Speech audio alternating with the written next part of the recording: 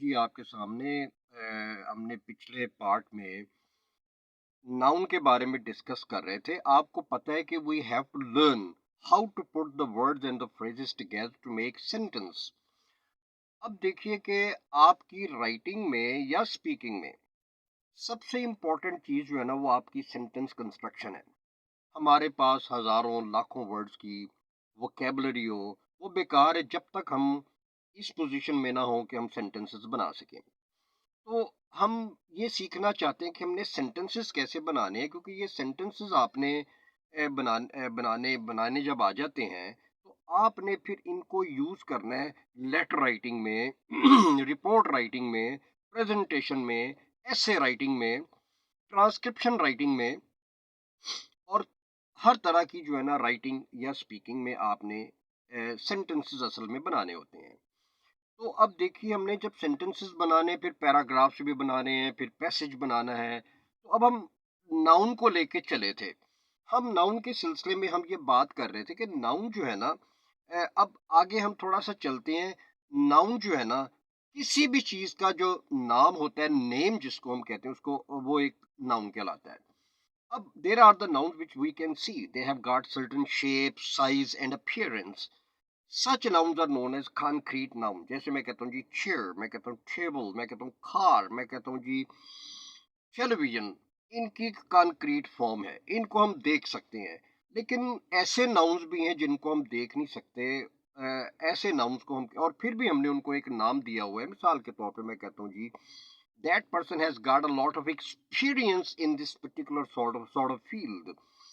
अब एक्सपीरियंस की जब मैं बात करता हूँ तो हमें कोई एक्सपीरियंस की कोई शक्ल हमारे सामने नहीं होती, वो शक्ल नजर नहीं आती, लेकिन हमने एक नाम दिया हुआ है, तो इसको हम फिर नाउन कहेंगे।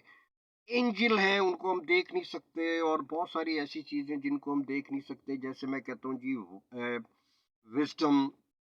विजडम ये एक एब्स्ट्रैक्ट नाउन है, क्योंकि इसकी कोई कॉन्क्रीट शेप नहीं है, कोई इसकी शक्ल नहीं है। तो नाउन किसी का, किसी किस्म का भी हो, एब्स्ट्रैक्ट हो, आपको पता है कि एक काउंटेबल नाउन्स होते हैं जिनके हम प्लूरल बना सकते हैं। ऐसे नाउन्स भी होते हैं जो अनकाउंटेबल होते हैं। जैसे मैं कहता हूँ जी टी, मैं कहता हूँ जी ऑयल, मैं कहता हूँ जी सैंड, मैं कहता हूँ सॉल्ट, शुगर, ये मिल्क, ये सारे के सारे अनकाउंटेबल नाउन्स हैं। लेकिन जो काउंटेबल नाउन्स होते हैं उनके हम प्लूरल भी बना सकते हैं, उनके सिंगुलर होते हैं, उनके हम प्लूरल भी बनाते हैं।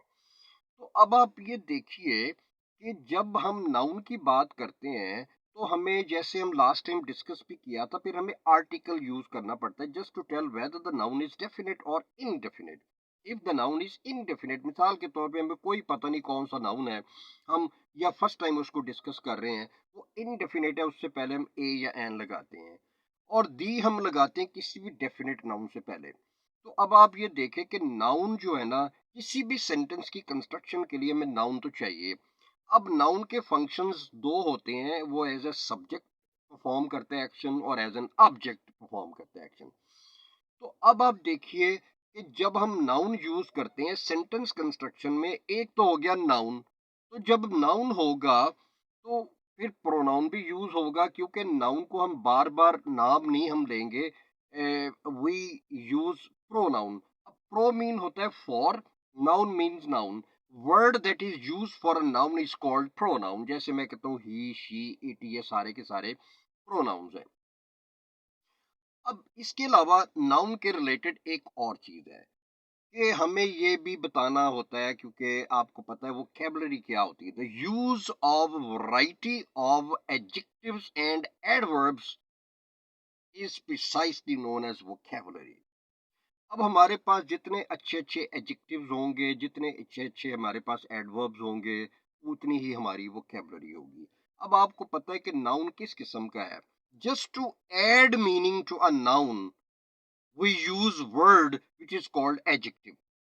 अब मिसाल के तौर पे मैं कहता हूँ जी डिलीशियस फूड। अब फूड एक नाउन है, और delicious, we use the word delicious to add to the meaning of noun which is called food। तो इसका मतलब ये हुआ कि ये जो वर्ड है डिलीशियस, ये एडजेक्टिव हो गया। अगर मैं कहता हूँ जी कंफर्टेबल चेयर, यानी जो कुर्सी है, चेयर जो है ये एक नाउन है, और किस किस्म की चेयर है? कंफर्टेबल है। यानी कंफर्टेबल फिर एडजेक्टिव हो गया, क्योंकि मैंने एडजेक्टिव यूज किया to add to the meaning of a noun.